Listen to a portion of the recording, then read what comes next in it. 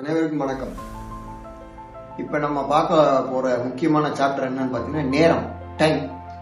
நம்மளுடைய நேரத்தை நம்ம எப்படி புரோஜனமா செலவிடுறோம் அப்படின்றத முதல்ல கணக்கிட்டு பார்க்கக்கூடிய தெளிவும் திண்மையும் நமக்கு இருந்தது அப்படின்னா நம்மளால ஒரு கட்ட முன்னேற்றத்துக்கு நம்மளால ஈஸியா முன்னேற முடியும். ரைட்.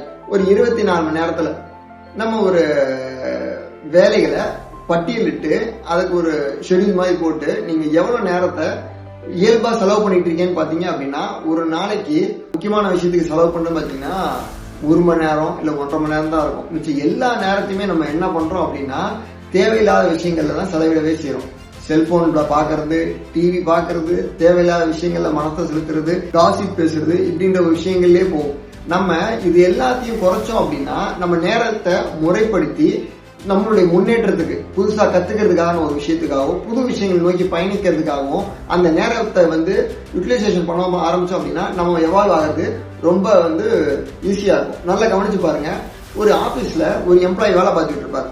அவரு எந்த ஒரு எதிர்பார்ப்பும் இல்லாம அவருடைய நேரங்களை நல்லா பர்ஃபெக்டா செய்ய முயற்சி பண்ணும்போது பாத்தீங்க அப்படின்னா யாரும் இல்லாத ஒரு வளர்ச்சிக்கு அவர் போயிருப்பார். அதுதான் ப்ரொமோஷன் நம்ம எடுத்துக்கிறோம். சரிங்களா? சோ இது மாதிரி நம்மளுடைய நேரங்களை கரெக்டா நம்ம போக்கஸ் பண்ணி தெளிவா பிளான் பண்ணி எக்ஸிக்யூட் பண்ண தெரியணும். நேரத்தை சேமிக்கணும். அந்த சேமிக்கிற நேரத்தை நம்மளுடைய வளர்ச்சிக்கான புது விஷயங்களை கத்துக்கக்கூடிய ஒரு விஷயத்துக்கு நம்ம கொண்டு போக ஆரம்பிச்சோம் அப்படின்னா நமக்கு எல்லா நேரமும் எல்லா நாளும் நல்ல நாள் தான், நல்ல நேரம் தான். நன்றி.